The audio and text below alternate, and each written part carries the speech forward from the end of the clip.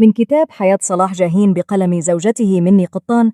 حكايه أغنيه بانو بانو. رن هاتف المنزل الساعة 5 عصرا. ألو. صوت حزين هادئ، صامت حاد مرتجف مني قطان.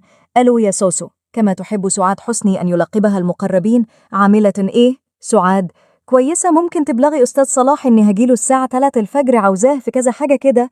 وأغلقت المكالمة في صمت وغموض. أصبحت الساعة 4:15 فجرا.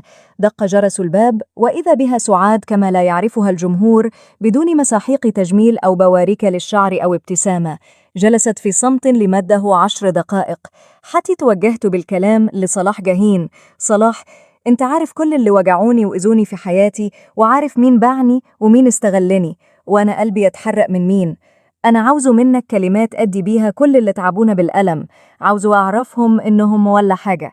يعني عاوزة أغنية لسعاد الغبية الهبلة اللي صدقتهم. أنا مش هطول، أنا بس كنت مخنوقة وحابة أصرخ في أغنية.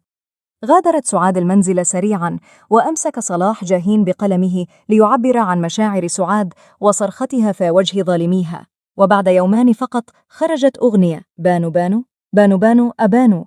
على أصلك بانو، والساها يبطل سهيانه. ولا غنى ولا صيت.